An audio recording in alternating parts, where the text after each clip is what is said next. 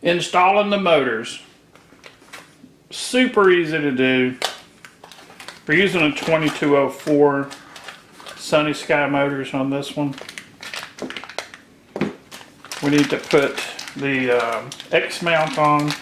All of our mounts, our motor mounts currently use X mounts. And then they're zip tied onto the frames. Later this summer, we're going to have them screwed on instead of zip tie, or the option of, rather, either way. But that's in a few months. So let's go ahead and get this ready. If you're using different screws or a different X mount, which that could happen, always make sure that the screws do not get into the windings, meaning touch the winding. If it does, you'll burn your motor out, possibly burn your ESC all at the same time. So always make sure that the screws, don't go in too far.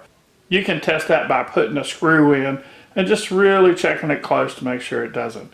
Now these are sold together. They're not mix matched, so it's okay to put these in, no problem. But if you're using a different cross, double check that.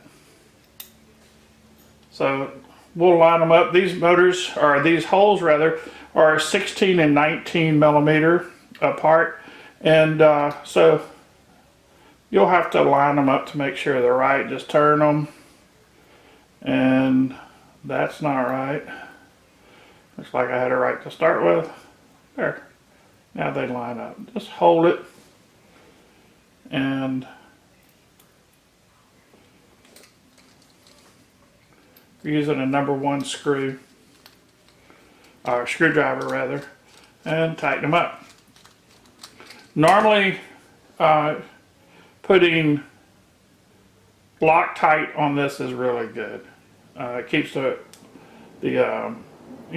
it on the screw, and it keeps the screw from backing out, and you could lose a motor and it'll crash. The way our motor mounts are designed and the way this is installed, they very rarely back out, so you should use Loctite. I don't, and to be honest with you, I normally don't, and I really don't have a problem with it, or haven't had a problem with it.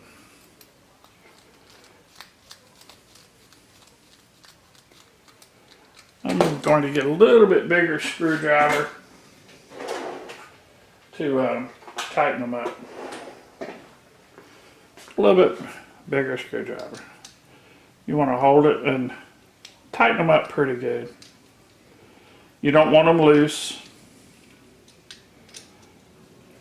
Tighten them up good, and there you go. Okay, we're ready to install the motors. We're going to put them just like that. And again, as all of our motors are installed using our motor mounts, we'll put the zip ties on.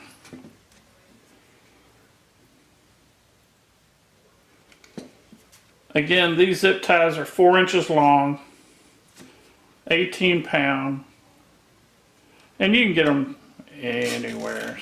All your big box stores, Amazon, every place really got them. Super easy to do. If you ever need to change your motor out, couple zip ties. And it also gives you a little bit of crash protection. Instead of bending up the motor, most of the time the zip ties will break. And saves your motor, and all you have to do is put them back on most of the time. Okay, now we'll pull them together, and I normally go diagonally and just pull it and tighten them up. Or again, you can use needle nose and tighten them up that way. Using your wire cutters, you'll cut them off. Make sure and cut them smooth.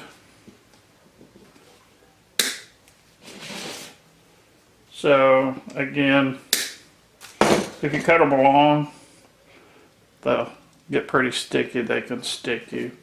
Facing it away from you and others, we'll go ahead and trim that off. And there you go. Your motor's installed. Let's go ahead and get the rest of them on. Okay, we got them all on.